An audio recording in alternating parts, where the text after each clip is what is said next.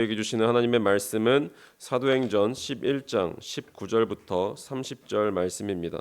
사도행전 11장 19절부터 30절 말씀입니다.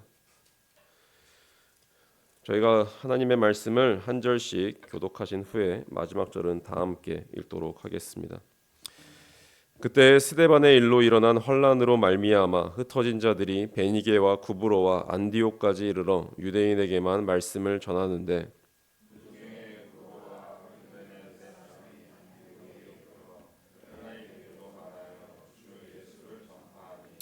주의 손이 그들과 함께 하심에 수많은 사람들이 믿고 주께 돌아오더라.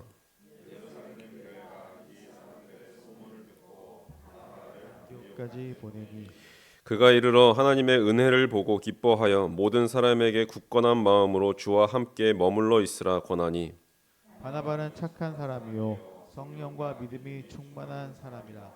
이에 큰 무리가 주께 더하여 지더라.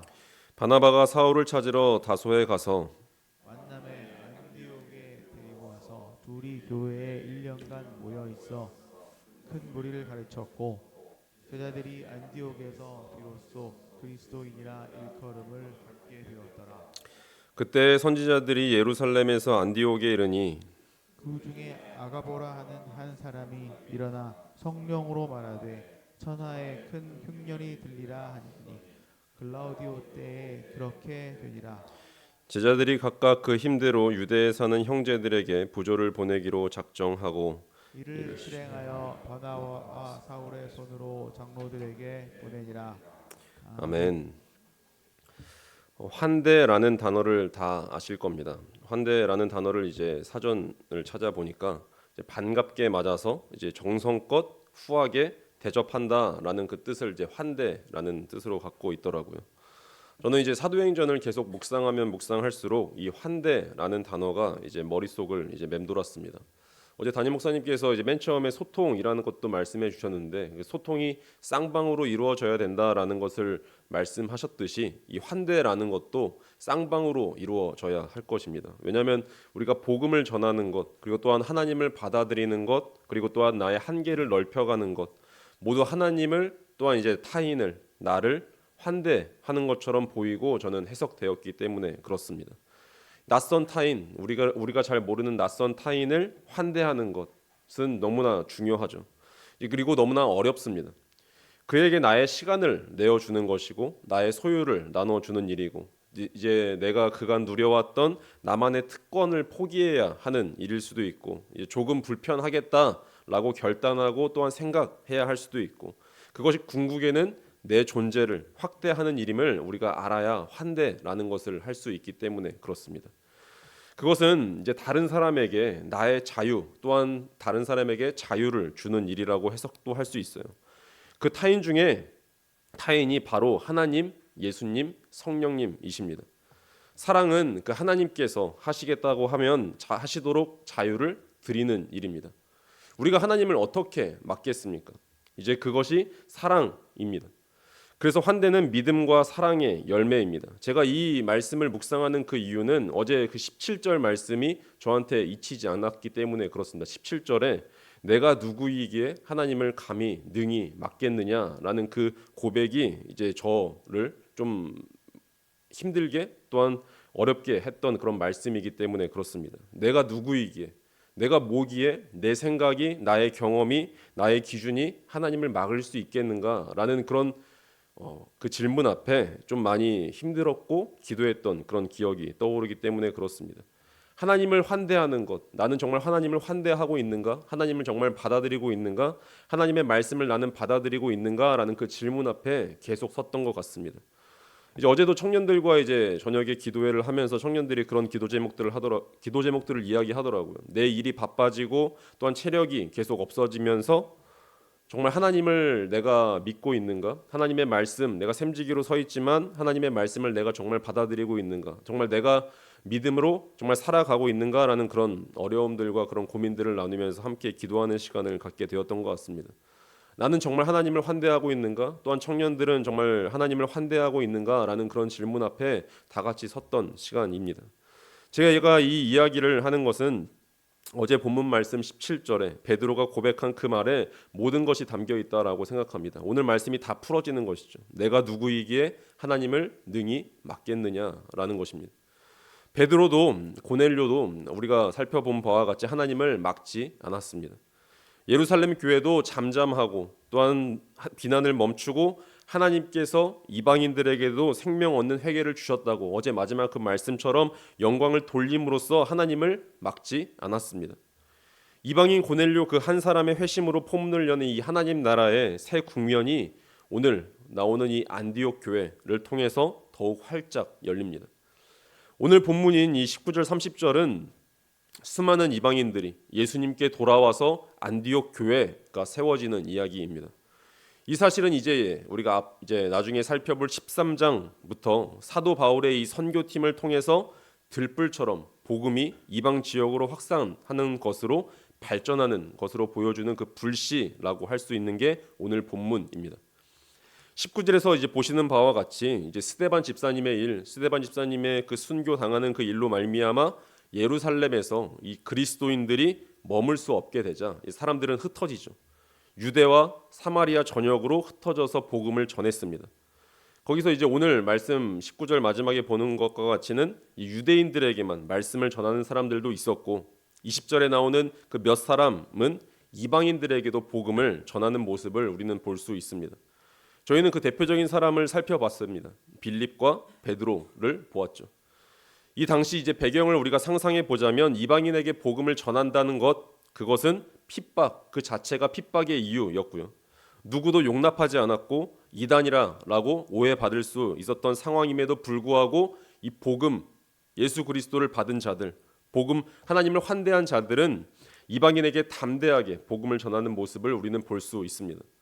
그렇기에 저는 오늘 말씀을 묵상하면서 복음 전도는 굉장히 단순하구나라는 것을 이제 발견하게 되었는데 복음 전도가 무엇입니까? 주 예수를 전파하는 것입니다. 베드로와 고넬료의 만남을 기뻐하셨던 그 주님께서 이방인들이 그 복음을 믿었을 때 성령으로 세례를 주셨던 그 주님께서 이번에도 그들 속에 역사하셨습니다. 누가는 그렇게 이것을 표현합니다. 21절 말씀입니다. 주의 손이 그들과 함께 하심에 수많은 사람들이 믿고 주께 돌아오더라. 아멘. 우리는 그냥 딱 읽고 지나갈 말씀입니다. 그런데 이 당시에 한번 유대인들이 복음을 전했다라고 한번 상상해 보십시오. 이방인들이 수없이 수많은 사람들이 믿고 주께 돌아옵니다. 유대인들 입장에서는 전혀 기대하지 않았을 수도 있고 예상하지 못했던 결과 있을 수도 있습니다. 주께서 그냥 하셨다라고밖에 볼 수가 없었던 것이죠. 몇 사람이 아니라 그냥 한 사람이 아니라 몇 사람이 아니라 수많은 이방인들이 믿고 주께 돌아왔습니다. 예수님을 구주로 주로 메시아로 영접했습니다. 그냥 주의 손이 함께 하셨다라는 그 말씀에 주목하고 싶은데 주님은 이 복음을 그러니까 예수님 그 자체를 전하시는 것을 기뻐하신다라는 것을 볼 수 있는 대목이죠. 복음이 전해졌을 때 주 예수께서는 당신이 살아계시다라는 것을 이렇게 믿고 돌아오는 것으로 보여주시고 있습니다. 그렇게 저는 소망했습니다. 정말 주의 손이 함께하는 그 사역자들, 주의 손이 함께하시는 그 성도님들, 주의 손이 함께하시는 그 교회, 주의 손이 함께하시는 그 자녀들, 그리하여 믿고 주께 돌아오는 모든 믿지 않는 자들이 그런 것들을 보고 누리는 것이 교회의 존재 목적이 아닐까요? 지금도 주님은 우리가 주 예수님을 전파하기를 기다리고 계십니다. 그렇기에 우리가 할 일은 담대하게 전하는 것이죠. 이 전도자들이 어떻게 전했는지는 방법은 나오지 않지만 그들이 확실히 한 것 하나가 있죠. 주 예수를 전파한 것입니다. 예수님이 주와 구주가 되시는 그 복음을 부끄러워하지 않고 확신 있게 전했습니다. 그것이 교회의 존재 목적입니다. 전도는 어떤 특별한 사람들이 하는 것이 아니라 은혜 받은 자라면 모두가 하는 마땅한 책임이 전도입니다.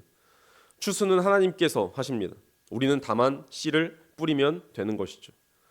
이방인이라고 배척하는 것이 아니라 로마 제국의 그 3대 국제 도시인 그 안디옥에서도 이방인 헬라인들을 전도하는 일이 있었다라고 오늘 말씀에서도 나옵니다. 그들을 배척하지 않고 환대했습니다. 환대를 받은 자로서 환대한 것이죠. 헬라파 그 유대인들의 교회에 순수한 이방인들까지 한 가족으로 참여하는 역사가 일어났습니다. 그 안디옥은 이제 국제 도시라라고 불렸는데 국제적인 교회가 된 것입니다. 천하 만민을 복되게 하시고 땅 끝까지 복음에 이르게 하시겠다던 그 약속을 이루신 하나님의 환대 사건입니다. 허다한 이방인들이 주께로 돌아왔다라는 말을 듣고 굉장히 싫어했던 것이 아니라 그 예루살렘 교회는 빠르게 반응한 것을 오늘 본문에서 보고 있습니다. 위로의 사람, 헌신의 사람, 바나바를 파송하여서 교회가 복음의 탄탄한 토대 위에 서도록 도왔습니다. 교회와 바나바는 하나님의 일을 수용했고 동참했습니다. 이것이 하나님을 향한 환대입니다. 하나님께서 하시는 일이구나 라는 것을 발견하면 우리는 그 즉시 환대하고 실행할 수 있어야 되는 것이죠. 바나바는 자신만의 그 리더십에 만족하지 않았습니다. 그는 여전히 예루살렘 교회가 경계하던 그 바울을 과감하게 그의 고향 다소에서 안디옥으로 데려와서 동역하였습니다. 바나바는 하나님이 하시고자 하는 그 일을 사람이 막지 못하게 한 담대한 사람이라는 것을 볼 수 있었던 것이죠. 가진 편견의 장벽을 다 깨부순 사람이 바나바입니다. 게다가 바울도 더는 주저하지 않고 바나바의 제안에 응답해서 이제 안디옥으로 왔습니다. 그리고 아시다시피 이 바울 서신을 읽으신 분들은 굉장히 다 잘 아시겠지만 잘 정리된 그의 신학의 도움으로 인해서 안디옥 교회는 거대한 세속 문화와 권력의 한 가운데서 온전한 신학적 뼈대를 갖추고 든든히 성장하고 성숙하여 그리스도인이라는 독특한 정체성을 가진 공동체가 됩니다. 그냥 바나바와 이 바울이 동역한 지 1년 만에 이룬 성과였어요. 바나바와 그 바울의 환대에 안디옥 성도들이 성심껏 환대한 것입니다. 쌍방의 소통이 일어난 것이죠. 더 나아가 이제 안디옥 교회의 성숙은 여기서 멈추지 않았습니다. 실천하는 사랑으로 이루어집니다. 교회에 흉년이 있을 것이라 라고 하는 그 아가보 선지자의 말을 따라서 흉년을 미리 대비함으로써 그들의 그리고 자신들을 영적으로 도와준 예루살렘 교회를 돕기 위해서 그곳에 물질, 헌금을 보냄으로써 그들은 이방인과 유대인, 예루살렘 교회와 안디옥 교회 간에 경계를 허물고 둘이 진정으로 예수 그리스도 안에서 하나가 되는 그 모습을 보여준 것입니다. 환대의 사랑을 보임으로써 하나님의 위대한 역사의 그 진전을 가로막지 않고 오히려 힘있게 동참한 것이라고 해석할 수 있는 것이죠. 말씀을 마무리하겠습니다. 저는 말씀을 묵상하면서 계속 보면서 질문이 생겼습니다. 아까 제가 앞서 이야기했었죠. 어제 17절 말씀. 내가 누구이기에 하나님을 능히 맡겠느냐라는 이 말씀이 제 마음속에 계속 있었던 것 같습니다. 누가 성도이고 누가 제자이고 누가 참 교회일까요? 내가 누구이기에 주님 앞에서 내가 누구인지 아는 사람입니다. 내 가치를 아는 사람입니다. 내 한계를 아는 사람이죠. 그리고 하나님을 능히 맡겠느냐? 감히 하나님의 일을 막지 않는 사람입니다. 도리어 주님의 일을 알아보고 환영하고 경탄하고 찬송하고 믿어드리는 사람이죠. 그리하여 주님께만 영광을 돌리는 사람이 그리스도인입니다. 오늘 그리스도인으로 주님과 동행하며 주님을 환대하며 주님이 내게 보내주신 그 사람, 상황을 환대하며 살아가시기를 간절히 축원합니다. 기도하시겠습니다. 사랑하는 하나님 아버지, 우리의 최선과 열정이 우리가 원하는 결과로 돌려받지 못할 때도 무지한 죄인이던 우리의 과거를 떠올리고 그런 우리를 기다리고 가르쳐 일깨워 주시던 주님의 은혜를 생각하면서 인내를 가지고 너그럽고 맞이하게 하시옵소서. 친절하게 대답하고 주의 역사를 주의 때를 기다리게 하옵소서. 주님이 행하신 일을 알아보는 눈을 주시고 주님의 의지를 믿어드리는 저희가 되게 하셔서 주님이 하시겠다고 하실 때 기꺼이 따라하게 하시고 주께서 오시겠다고 하실 때 기꺼이 영접하게 하시며 주께서 포기하라고 하실 때 기꺼이 포기하고 주께서 품어주라고 하실 때 기꺼이 품어주는 자녀가 되게 하여 주시옵소서. 비록 더듬어 나아가는 더딘 걸음이라 할지라도 주님의 환대의 사랑을 흉내내는 수준이라 할지라도 순종했다 말았다 반복하는 믿업지 않은 삶이라 할지라도 저희의 작은 몸짓 갖고도 저희의 옹알이 같은 고백만 갖고도 당신의 사람들을 부르시고 당신의 교회를 세우시고 당신의 나라를 진행하시는 주님의 놀라운 사랑과 능력과 지혜를 믿사오니 주님 저희를 거둬 주시옵소서. 내가 누구이기에 능히 하나님을 맡겠느냐라는 그 사도 베드로와 같은 고백을 저희도 하게 하시고, 그 고백 앞에서 기꺼이 하나님의 역사를 인정하고 동참했던 복음 전도자들처럼 저희도 저희 한계 안에 주님을 가두지 않고 주께서 자유롭게 역사하시도록 내어드리는 믿음의 사람들로 삼아 주시옵소서. 주의 손이 오늘도 함께 하실 것을 믿으며 우리의 구주 되신 주 예수 그리스도의 이름으로 기도드립니다. 아멘. 하늘에 계신